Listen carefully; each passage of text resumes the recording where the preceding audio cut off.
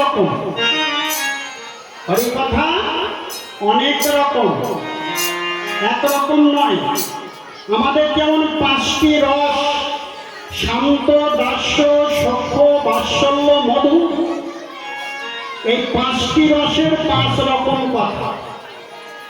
শান্ত রসের একরকম কথা, দাস্য রসে যেমন হনুমান ছিলেন দাস্য রসের ভক্ত, তিনি ভগবানকে ভগবান জ্ঞান করতেন, আমি তোমার দাস। এই হলো দাস্য রস। ভগবানকে লাভ করেছিলেন, রামচন্দ্রকে লাভ করেছিলেন হনুমান, ভক্ত হনুমান। এটা হলো দাস্য রস, এর কথা একরকম। সখ্য রস বলেন, সখ্য রসের কথা হলো আর এক রকম। কেমন বলেন, সখা সখ্য ভাবে স্তম্ভে করে আরোহণ, তুমি কোন বড়লোক, তুমি আমি সখ।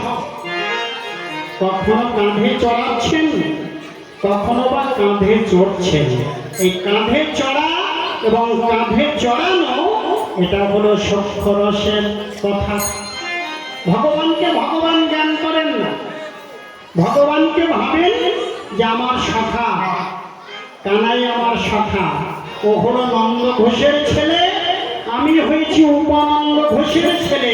ওর মধ্যে আর আমার মধ্যে কোনো বিভেদ নাই। এটা হলো সখ্য রস। এইভাবে ভগবানকে লাভ করা যায়।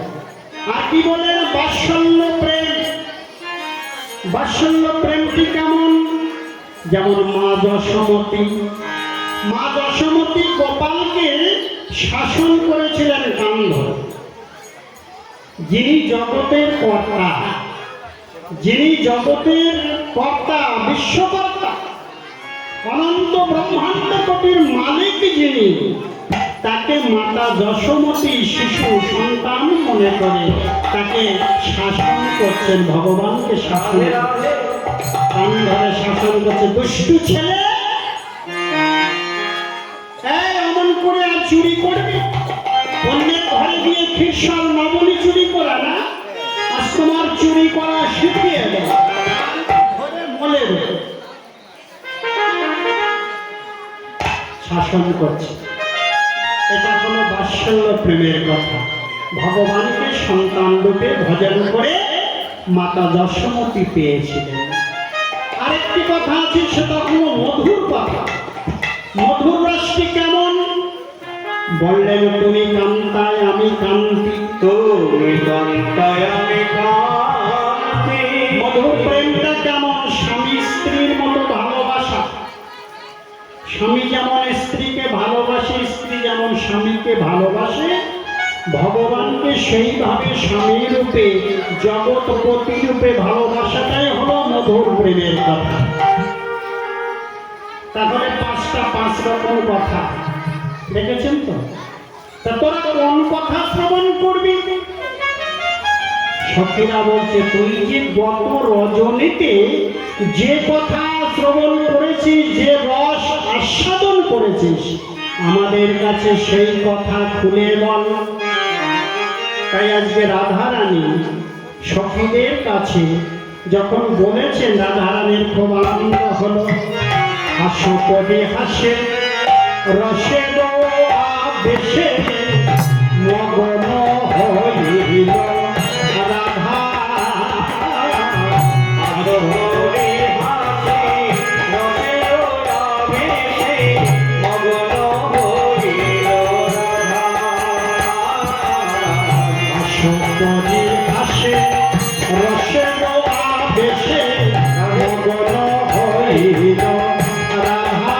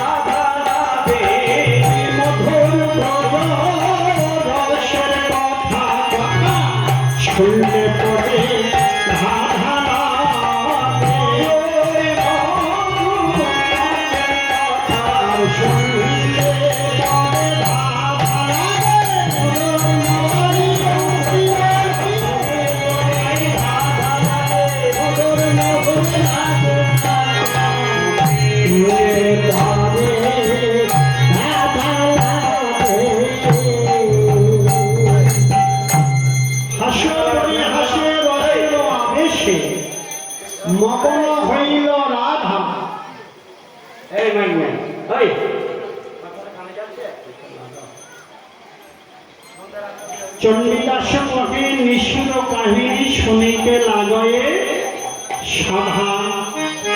ওমা, এই যে যখন বৈষ্ণব পদকবির নাম বলা হয় তখন সবাই মিলে প্রণাম করবে, কারণ যারা পদ রচনা করেছেন তারা আমাদের পূজনীয়, আমাদের মহাজন। তারা যদি লিপিবদ্ধ না করত তাহলে আমরা এই লীলারস আস্বাদন করতে পারতাম না। তো যখন বৈষ্ণব কবির নাম বলা হয় তখন আপনারা যে যেখানে থাকুন না কেন, যে যেখান থেকে শ্রবণ করুন না কেন, বৈষ্ণব কবির নাম বললে সঙ্গে সঙ্গে হাত জোর করে প্রণাম করুন। নিতাই গৌর হরি বল, হরি বল, হরি বল, হরি বল। চণ্ডীদাস ঠাকুর তিনি বললেন, এ কথা শুনতে পরে ধাঁধা লাগে। কাদের ধাঁধা লাগে? এই যে ধাঁধাটা কাদের লাগে? রসের কথা শুনলে পরে ধাঁধা লাগে। কাদের? বললেন যারা গুরুচরণ আশ্রয় করে, যারা এই রসের রসিক নয় তাদের মনে ধাঁধা লাগে। যারা গুরুচরণে আশ্রয় করেছেন, রসিক ভক্ত হয়েছেন, তাদের কাছে এই কথা মধুর লাগে। রসিক জন না হলে এই রসের কথা শ্রবণ করতে পারে না। কিন্তু মা বাবা, আপনারা যারা এখানে এসে